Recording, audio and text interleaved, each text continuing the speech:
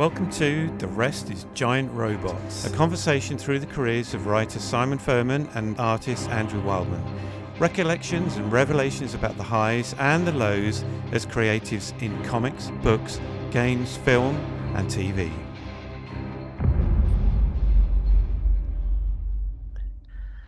Hi everyone, welcome to episode 39 of The Rest is Giant Robots. My name is Andrew Wildman. And my name is Simon Furman. Okay, and so this episode we're going to do movie reviews. We've done this before and we really enjoyed it.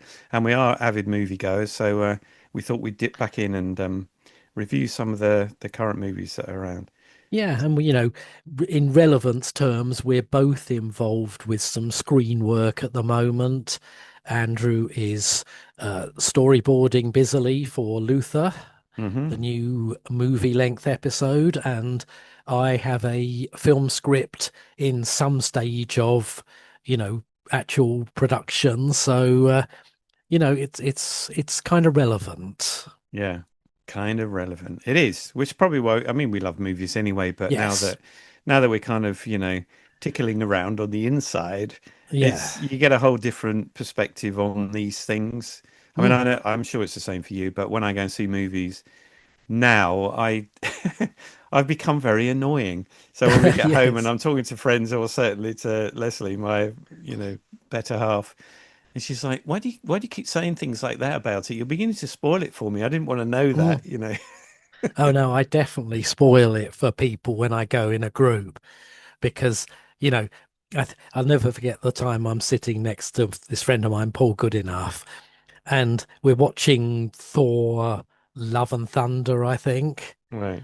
And, my expression he must have just been reading my expression sideways out of the corner of his eye. And I was not impressed. And it got to the end, he just went, "You didn't enjoy that, did you?" And I just went, and then proceeded over a drink afterwards to explain the 700 reasons why I didn't go a bundle on it. Yeah. And, I do think, yes, we look at movies in a very different way to a lot of people. I think we do. Do you ever give you movies a second viewing if you haven't particularly enjoyed them the first time Hmm. around? Yeah. And especially the Marvel movies, because they generally get a second watch on on I've got Disney Plus, so I will watch them again, or I used to buy them on DVD and watch them again. And yes, you can be more forgiving on a second watch, I think, Yeah. sometimes. But I've got to say, Thor: Love and Thunder was no better on the second viewing. So there you go. Sorry to be such a downer on Thor: Love and Thunder, but there you go. I haven't seen it, so Yeah, I know it seems crazy, but I'm not a big fan of the Marvel movies. I'm not no, saying they're not very good, and they've done amazing business, but I don't know, they just don't really float my boat I particularly. mean, I think what's nice about this movie roundup is that there are no comic book movies in it. Oh, there aren't, are there? I hadn't thought about that. And I Well, just thought, there oh, aren't so many comic book movies around at the moment, are there? no. I mean, we did Superman and we did Fantastic Four, but there Yeah. really hasn't been anything since. And that is something of a relief, strangely. Yes, it's given some room for other Yeah, content, yes, and there has been some amazing content.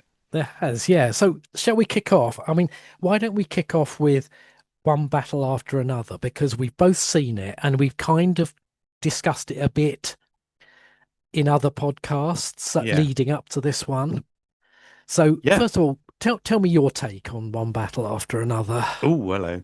Um, I went into it with high expectations. Mm. Um, I yeah, I was really, really looking forward to seeing it, and I started off enjoying it. There were certain things that just began to annoy me a little bit, but it was okay. But it was well shot, it was well acted, all that kind of stuff. And then I don't know for how long, but I fell asleep. Oh, wow. And so Was Was that the film? Were you particularly tired at that I was point? particularly tired. Yeah. And if I'm there's a certain tipping point, and I don't even realize it within myself. There's a certain tipping point in terms of loss of energy that I may not even be feeling it, but that if I'm sitting in a cinema, like in a darkened room, it doesn't matter how noisy it is, I'll go. I'll just nod off. Wow. So if you I, nod off mid-podcast, should I sort of just go quiet and let you yeah, sleep? yeah, but don't take it personally. Yeah. No, no, no. So I did fall asleep. I mean, I will have fallen asleep more than once, because you kind of drag yourself out of it and think, "Oh no, I'll stay awake now," and then next thing you know, you're like, "Oh no, I'll stay awake now." Um, so that was quite challenging, and that obviously sort of tempered my enjoyment of it a bit because Mm, I got to a point where I thought, well, I think I know what's going on, but I don't really. This bit's not very good, is it? But mm. obviously, I realised it was because I'd missed probably some vital bits. So I've Uh, seen it twice. yeah. Oh, Um, right. And what did you think the second time? I enjoyed it more, and for some reason, it seemed longer. Yeah, yes, was fun. But it is a very long film, and that It was, it is a mm, very long film. I think it's too long. yeah. Um, I don't know how you would kind of make it shorter. It does feel as though everything that it is in it is valid. Um, first time around, I was just so annoyed by the DiCaprio character. I just thought, oh, for Christ's sake, stop shouting and just Yeah. calm down a bit. But I think the second time I saw it, A, because I picked up some bits that I'd missed before, not that they were essential necessarily, Hmm. but B, because that second viewing thing is you've got your annoyances out of the way, all those kind of knee-jerk reactions to either the cast or the delivery or some of Hmm. those kind of things, or even what people are wearing can sometimes put you off or whatever. So you've got all those kind of opinions out of the way, and you can then just engage with the narrative. And I thought it was great. The one thing that I would have liked to like more was the car chase because I'd heard so much about it that it was, Hmm. so, almost like a redefining car chase. And it was great in many ways because it was so different, in that kind of Hmm. with the what I can't remember what called the River of Yeah. Hills or whatever they call that location. Yes. It seemed very Hitchcock to me, and Yeah. it's kind of in its sensibilities. But yeah, it was interesting, but it didn't really work for me that aspect of it. But overall, as a film, yeah, I liked it. What about you? Yeah. Yeah, I liked. I thought it was going to be the best movie I'd seen in a long, long time for about the first 20 minutes or so. I Yeah. was thought, oh, this is great. This is like a sort of Tarantino movie, and it's edgy and it's got some relevance to Mm. now and interesting characters. And then I found that the leap ahead, whatever it is, 15 years or something, kind of put it into another kind of film. Oh, okay. And it just didn't feel like as good or as edgy. I was there were two things. I think I was a bit annoyed by DiCaprio as well, Yeah. because I think I've seen him do that, aging stoner kind of role before. Yeah. And it just kind of okay, that's nothing really new. And whereas the beginning of the film felt new and interesting, and I found Sean Penn's performance either riveting or laughable.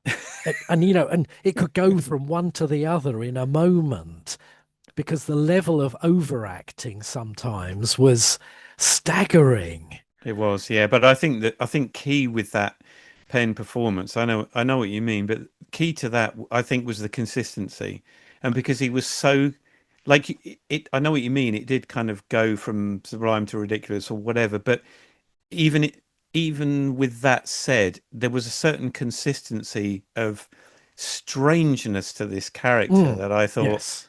I thought Yeah. played out very well. I thought he was one of the high points in it. But I think my biggest takeaway, though, was that it just was too long. Yeah. And it doesn't know, and I think we mentioned this before on a previous one, so I won't go on as the film did, but it didn't know how to end. It was like, come on, that must be the ending. No, that's not the ending. Oh God, that's still not the ending. And as you say, the car chase seemed to become interminable rather than riveting to me. It was Mm. just like they went one way and then, okay, and then, oh, look, we're going to go back over all these dips.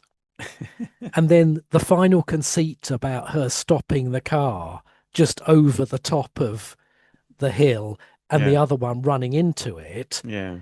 was fine until DiCaprio turns up and doesn't run into I the know. car that's run into the first, so I had issues.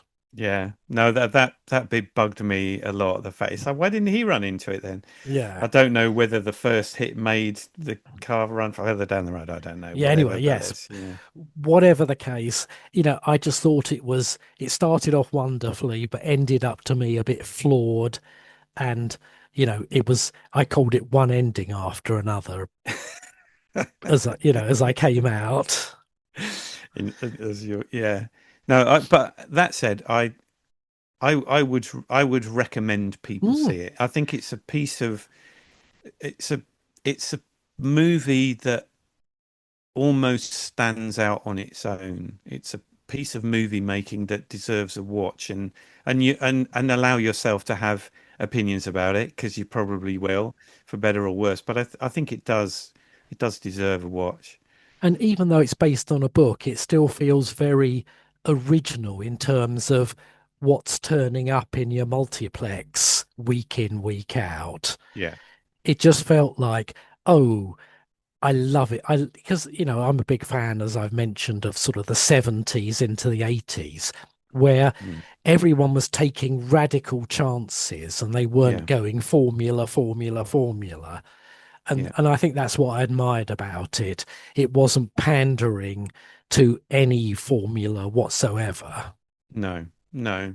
And yes, and at the same time, it did remind you of the kind of freedom of 70s movies, like whatever French Connection or something. It's just Mm, some of those movies that were made around then that just felt more real. yeah. And weren't slotted into three exact acts with all Yeah. the usual points reached and stuff. So yeah. Mm. I mean, so I think it was a sort of noble attempt, but and I reckon if they could have made it a little shorter, it would have been a cracking movie. Mm.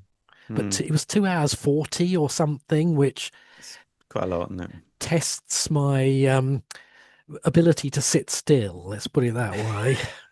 it? Or my ability to stay awake. Yes, there you go. So, what shall we go to next? I just don't know. What do you reckon? Because Um, you've got more on here than me. It's an interesting one. So if you want to yeah. dive into one of those, then Well, let's do Life of Chuck, okay. which you haven't seen, and I thoroughly recommend you see. Yeah, I do want to see it because it's a Stephen King book, It isn't it? it is. It's based on a Stephen King short story, but his short stories are like sort of novellas, really. Mm, And it's a really clever short story that makes you think. mm, And the film does a really good um, version of it. mm. The whole thing plays out. If I mean, it's 3 acts, but you start off with Act Three, Right.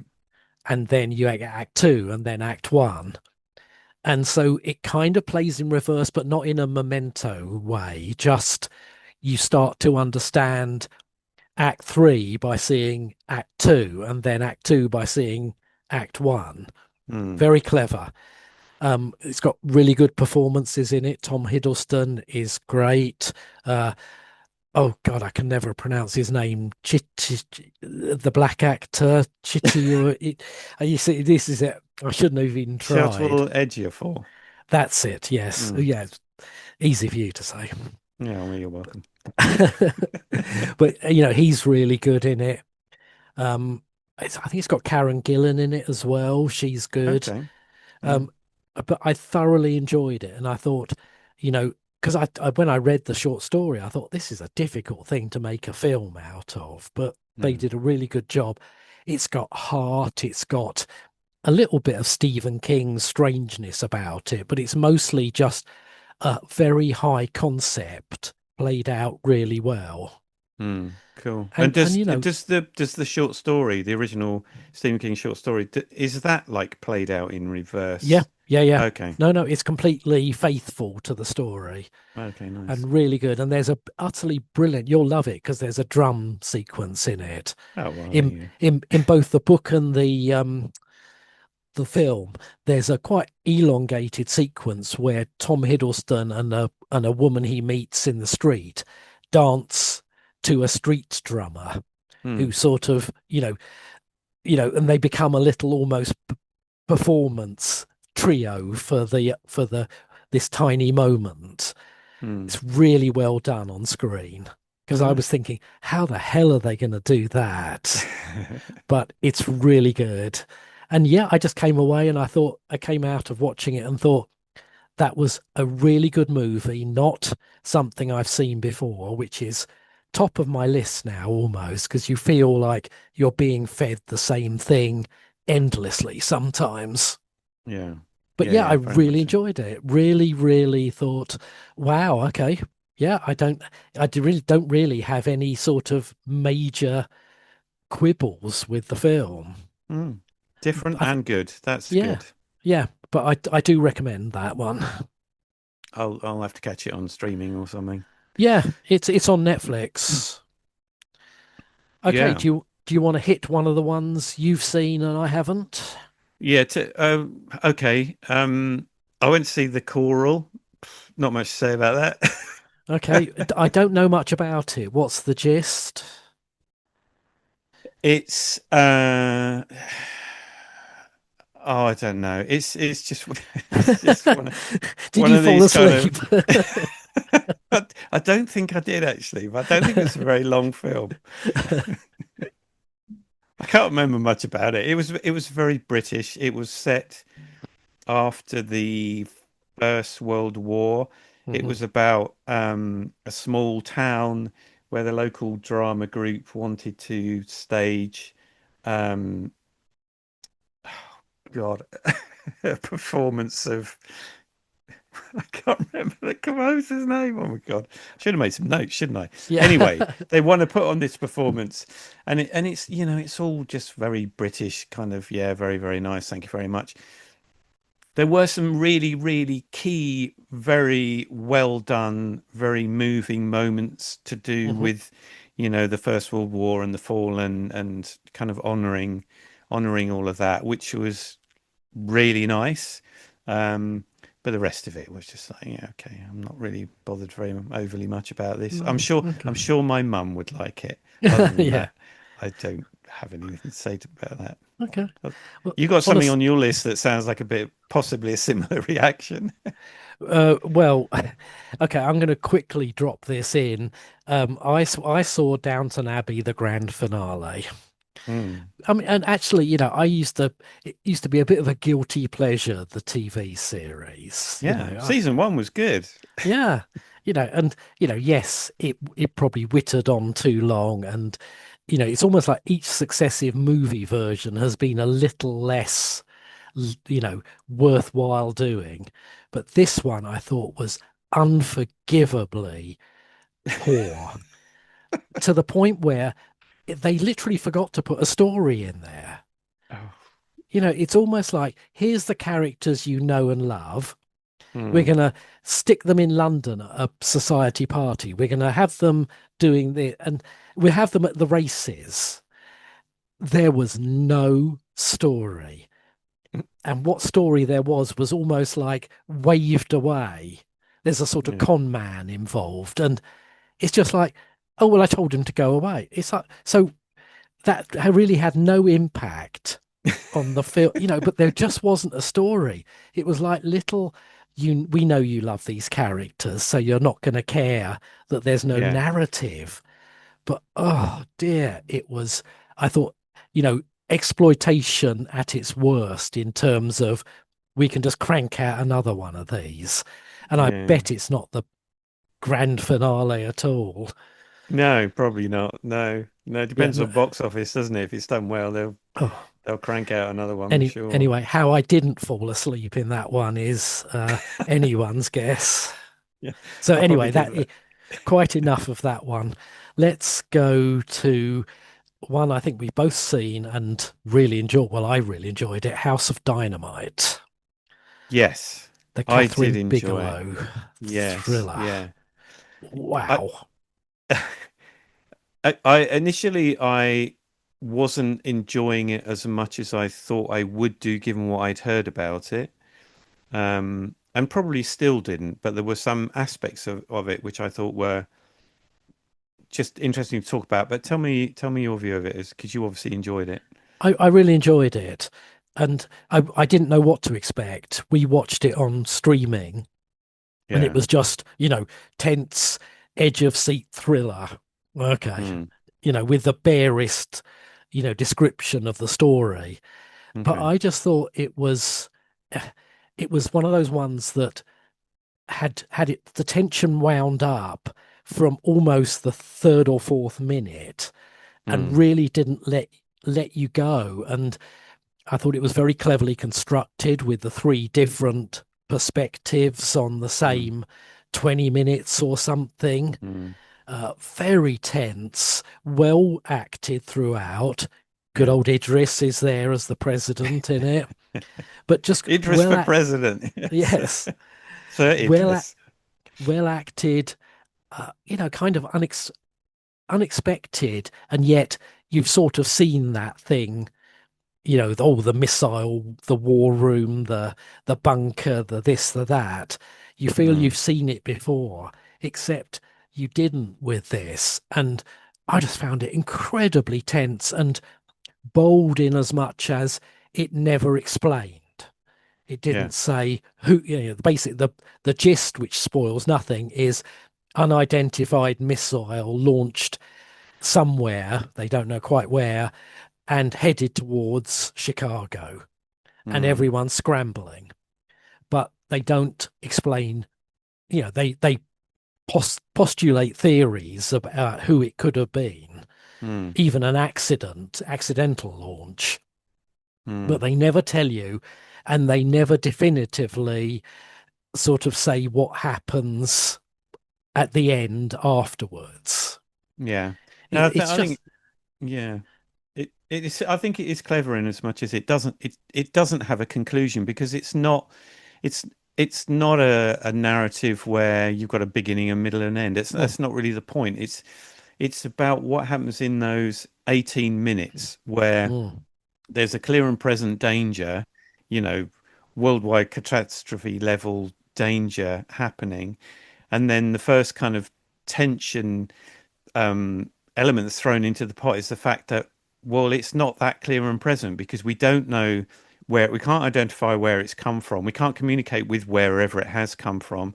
Like you say, we don't know whether it's a mistake, and actually whether it's just a like a ghost in the machine, something mm, that's showing up, because yeah, they don't have eyes on it at all. It's all no, just showing up on on kind of on the tech. Um, and then those three 18-minute, the same time period shown mm, from three different points of view. And like you say, you're in it straight away, because there's no lead up with these things, really. There's a very brief lead up with the first one in terms of mm, character, just to get you into the room, literally. Um, and then it's all just taken from there. So it's like it really is seat of the pants. I mean, I think because the Rebecca Ferguson is the running the operations office in the mm, first 18-minute segment. I mean, yeah, she's always great. mm. Um, the the second one, is that It's the Jared second. Harris? It's the second. No, the second one is the one. I think Jared Harris is more in the same one as Idris. The third Oh, the one. third The one, yeah. second one is the guy who's got to stand in for the president to talk to the Russians Right. Okay. and try and get information from them. And it's him. He's the one who's walking Yes, during, walking and talking on his phone. the guy that's in The Night Agent, that That's series. right. Yes. Yeah, not The Night Manager, The Night Agent. No. Yeah. Yeah. I mean, but I thought it was very good, and Lean and Mean. It sort of got you in there fast, got out, and didn't wibble around for 20 minutes worth of endings. Yeah, It just, and honestly, by the end, I was genuinely, and I very rarely am with film fare. It was kind of genuine, sort of almost white knuckle gripping the sofa yeah, kind of thing. yeah. Because it poses so many scenarios and so just so many aspects of looking at that thing and the people who have to deal with it. Like you Mm, really feel what they're having to deal with. That I mean, it's just terrifying. So we don't really need to know what the end is. I mean, you no. can make up what the end is, but it's just the kind of being in those situations with those people is really really terrifying. I mean, it's kind of Idris as the president. Well, everybody that's involved in all of that is. It's interesting that it plays up against the reality that we're in at the moment, where you've got Trump as president and various goons around him who just seem to back up. It's Mm, like it, I don't think currently it would play out the way that it did no. in that, No, but no. but I think the film will stand the test of time more than Trump does. Yes, yeah. I mean, I just thought it was interesting because it's kind of making the point that there are all these procedures, all these manuals, all these steps, but in the end, it comes down to human decision and Yeah, interpretation. yeah, And, that anything they do really is wrong because yeah. any reprisal just initiates the end of kind of everything almost. Yeah, yeah. The choices that they're left with in terms of, do they try and shoot this thing down? Do they let it? Because I don't think they initially know where it's going to hit, do they? They No. gradually work it out, and then so they have to work out, what's going to be the least collateral damage. So Mm, it's like it's just a lose-lose scenario. yeah. The one thing I thought was just purely in terms of movie making was absolutely fascinating about how the way they did it was. So the kind of war room in the Rebecca Ferguson scenario, the first scenario, they built that as a complete 360 set. Okay. So there's no kind of fourth wall, so they can't shoot through gaps into this thing. So it's a completely 360 set. There's handheld camera, but there's a lot of hidden cameras and then they acted it in real time. So I don't Okay. know how many takes they did, but essentially they acted the whole thing in real time, Mm, um, so that it just gets that sense of rising sort of jeopardy and tension. But but the bit that really blew my mind is that all the other bits that you're seeing on the monitors are happening in real time as well. mm, That hasn't been filmed separately and then is just put onto the monitors. Those people are somewhere else filming that in real time. So the interaction between the yes. characters in one scenario and in the other scenario are actually happening in real time. Mm. That's a hell of a thing to try and pull God. off. I mean, it is. I mean, she's a very good director, Catherine Bigelow, but it was what they call a kind of I would call a bravura bit of filmmaking. Yeah. Narratively, you could pick holes in it if you wanted to, but it wasn't really a narrative. So all you got was this pure. It was like watching almost a sports event or something. It's just Yeah. all your energy is focused on that one arena. Mm. But Mm. yeah, really good, I thought. And Yeah. I had a run of films where, because often I feel I come across as very critical and negative about a lot of the films I see. But, you know, I saw a lot, one battle, noble, Mm. but I just think a little too fluffy around the edges. But Life of Chuck, really enjoyed. House of Dynamite, really enjoyed. And the little joy I found late in the day was the Holdovers. Yeah. We were Yeah. just trawling for something to watch, and I'd heard good, reports of it. Mm. And, I mean, it's a decently long film, over 2 hours, but Yeah. and it starts off and you think, I've kind of seen this movie before, Yeah. and then you haven't, and it sort of crosses over into something much more interesting. Yeah. And I really enjoyed it. I got to the end and thought, oh, that's nice. Okay, it's a kind of father-son story in a Mm. sort of offset way, but it didn't play like one I'd seen before, really. Yeah. Yeah, I saw it in the cinema when it came out.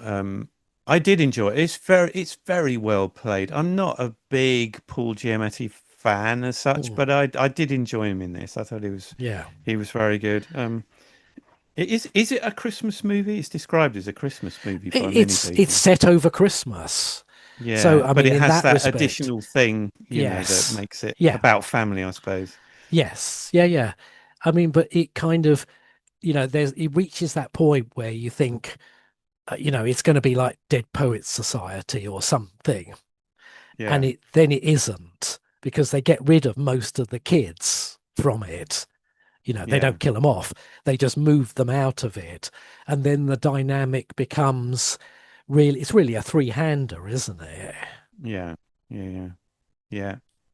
Yeah, good. Yeah, nice So, little film, and one that could very easily get passed over by many viewers. But but worth your time. And both my wife and I said to each other afterwards, how did they get that made in this day and age?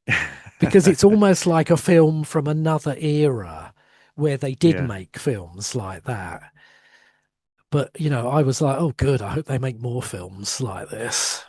yeah, directed by Alexander Payne, who also did American Fiction, and Oh, I that don't. was very, yeah, that was very well received. And Lady Mm, Bird. I mean, he's made yeah. quality movie, Mm. but that, like you say, they are the ones that stand out as like, wow, how'd you get that made these days? Yes. Because Yeah. they are a bit of a leap of faith kind of thing, aren't they? For Mm. you Yeah. know, I for mean, I just can't imagine the pitch meeting. Maybe it was just that he had the sort of the credits and the standing to get it made or whatever. But yeah, yeah, you do wonder how the execs at whatever film company said, well, it's just set in an empty school, more or less, over yeah. Christmas, and it's about a slightly dysfunctional man and a slightly dysfunctional boy. It's like thrilling. Yeah, But well, I but guess there's a yeah, certain amount of trust involved, isn't there? Well, if he's made things like Ladybird, it's like, okay, well, yeah, we know that we don't get this, but we kind of know that he's going to yeah, pull it off. yes. So yeah, so that was also good. Any others you'd like to drop in before we Um, wrap yeah, up? the housemaid. I'd heard a lot Hmm. about this and really wanted to go and see it. So Sydney Sweeney, Mm. woman of the hour, really. I mean, she's Yes. she's had a lot of press. Yeah. um, for better or worse. So she came under fire from a number of people because of the jeans advert that she did, when she was. I was like, oh, for goodness sake, she's a Yeah. young female actor, a rising star and well deserved. She's great. The housemaid. I mean, the housemaid kind of reminded me of the kind of thriller, I suppose, movies that we used to watch in the 80s and 90s. Sort of single Um, white female, that kind of Yeah, that level. I guess so. Yeah, I suppose single white female, you could identify it with, you could see the similarities there, that kind of imposter thing. Mm. Um, so we went into that. They are both great. I mean, Sydney Sweeney was really good. There's one particular scene that Sydney Sweeney does. She's outside this. I won't say any more about it because I do recommend people see it. I mean, there's a lot Mhm. about it. I thought, yeah, whatever. But there's a room out. She's standing outside a room and she's breaking some crockery, which I thought it was hilarious, but still very very quite tense and in the moment. But it is a bit of a It's not a comedy as such. It is a thriller, but there are kind of comedic moments to it. There's some bits of performance that Amanda Seyfried does, who I always think is quality. Mm. She's really good, that are so intense. Do you just think, wow, how is everybody else on set not just like completely flinching and thinking, she's lost it? quick, leave the room. Mm, Really, really good, really powerful.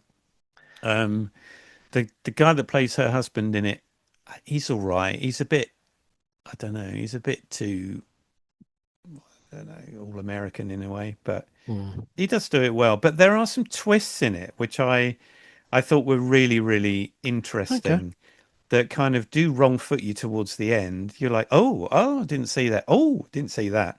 Mm, The only criticism I would have in terms of it's just overall the dynamic of it and the way that it plays out and the way that the narrative kind of flows through is that it's great. It's very cheesy at times, but it does keep its momentum. But mm, because of the twists in it, there's so much exposition. There's one kind of technique that they use to explain what's going on, but it is relentless exposition, and I was left feeling, I wonder if you could have done that in a way that probably didn't assume that your audience are idiots. yeah. Yes. uh, but Yeah. Hmm. but it is good. I mean, it's Yeah. it's not it's by no means my favorite film of the year at all. And that it does have its faults, but it's pretty good. Yeah, Yeah. yeah, yeah. I just want to drop in a quick mention for Predator Killer of Killers, which was just something I caught up with on streaming because I like a bit of Predator. I love the Predator films. They can be good, bad, indifferent, but I really liked Killer of Killers. It's animated. It's CG Oh, okay. animated. It's All not a right. live action thing. And it's a very clever conceit. It's three different bits of history and three different kind of abductions, if you like, of warriors from there's a samurai warrior, there's a Viking, there's one other. Mm, And then they're gathered for this sort of on the predator planet for this sort of tournament, and they basically have to fight each other, and the survivor, I don't know whether survives or what, but it was just the three little stories were very good. The historical ones, and then mm, the sort of the actual sort of combat where I don't think it's a big spoiler. The three warriors kind of team up against the predators. mm. Really enjoyable. I mean, I was thoroughly entertained. And a lot of the sort of ancient Japan samurai episode is done pretty much in silence. There's not a lot of dialogue. Okay. Mm, Um, it's just really good. I thought it was a very good bit of animation that really you did after a while you stopped thinking it was yeah. animation. It was Mm, just a really interesting film that would have been otherwise a massive special effects thing, but yeah. it was just done really well. And I got to the end of it and I thought there's even a little nod to one of the previous Predator films Yeah. at the end of Killer of Killers, the Prey film.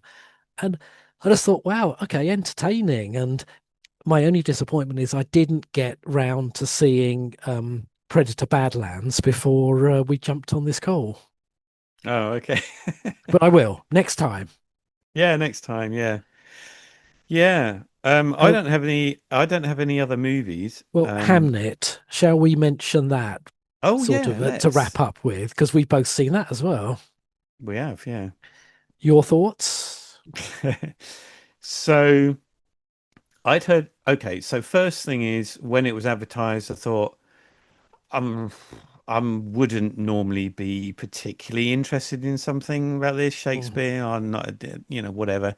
The cast, I thought, well, maybe I would. Yeah, that sounds pretty good. And because obviously I can see it for nothing at the local cinema that I helped, fund. mm. Yes, um, and Leslie wanted to go and see it. So I thought, yeah, let's go and see it. And then I'd heard various reviews. I'd heard reviews that said it's an amazing piece of cinema. It's an absolute standout performance by Jesse Buckley. Jessie Buckley, who's always good. But the people are Mm, saying this is like career defining for her. Paul Mescal gets kind of good and bad press, I think, but Mm, he is good, you know. mm, So, and I'd heard that he certainly holds his own, um, and that, but also that it is very, very emotional because it deals with the death of a child, as we yeah. know historically. You know, Shakespeare's son died. Um, so I was like, okay, well, I can go along with this. It sounds good. Um, I'll have a handkerchief in my pocket just in case I get all weepy, you know. Um, we were both destroyed by it. Yeah, I've lost your audio, Simon. Hello. Hello. No, it's Ah,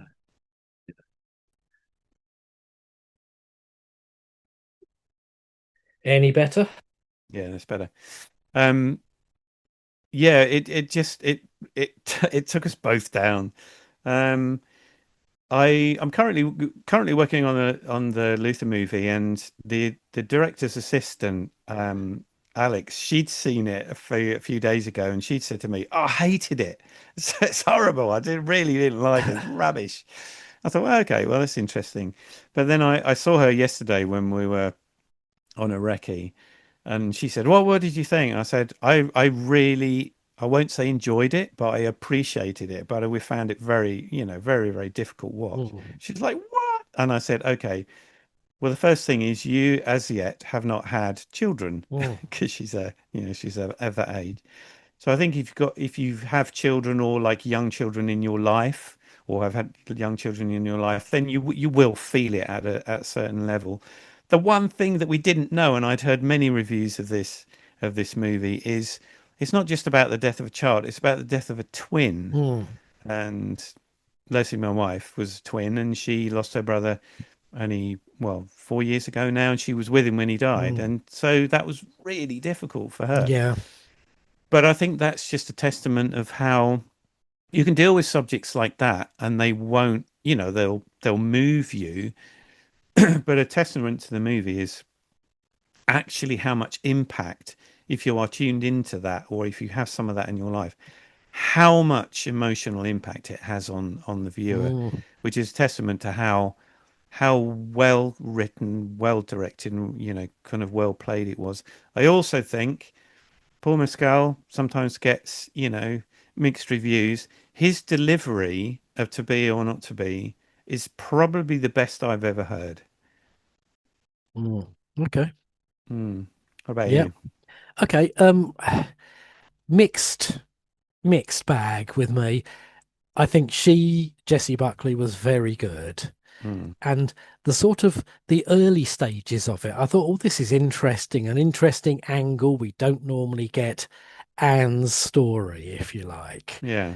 And I thought interesting, and I kind of like the conceit that Shakespeare just isn't named at Hmm. all in the first, well, probably two-thirds of the film. It's much later they call him Shakespeare. So I thought, oh, this is going to be interesting. But strangely, I found the narrative didn't know where to go with itself. Okay. It's funny. As my wife pointed out, we know very little about her, and I think they could have been more brave, more bold with her story. But Right. once she has kids, it sort of becomes a bit more formula almost, and she recedes somewhat from it. I don't. She was so strong in the opening third of the movie or whatever it is, Hmm. and I found the emotional content was good, but there was no resolution to it. She goes to see the play Hmm. and cries, and I thought, that's it. You're not going to have a discussion with your absent errant husband about dodging emotion. There was no end scene with husband and wife. But did there need to be? I mean, Yeah. I, Yeah, I but that think would they be too. did. That would be too. Wouldn't but that be too much of a cleanup? I mean, the fact that she went there. I love the fact that she walked. Okay, so she didn't really know what he was up to in London. We weren't made that aware that he was actually staging plays Mm. very early on. We know he went there as a glover, because he was, Yeah. taking that business from his father. So he was making gloves for the theatre. We knew that. We knew he was writing because we saw him writing a number of times, Yeah. especially that scene where he got really angry and upset, because he couldn't get it right. Um, but then when she went in, because she was gonna go off and like have it out with him, really, like, where Mm. is he? What is he doing? I need to go and sort him out. He's Yeah. been absent. He wasn't here. When all the trauma with the son dying, all that kind of thing. Um, and she walks in, and I love the way she says, "What are they talking about?" She doesn't Yeah. understand the language at all. Mm. So she is removed from it.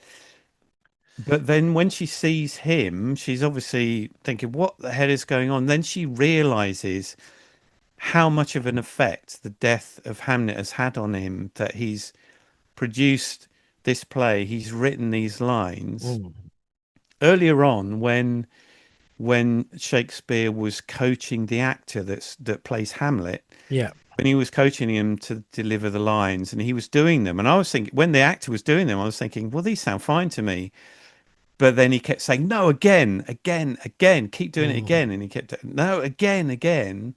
This was Mm. another thing what I thought was good about Paul Mescal. So the other actor was doing those lines in the rehearsal. And then when Mescal did them, you're like, wow, yeah, that's got some weight behind it. Yeah.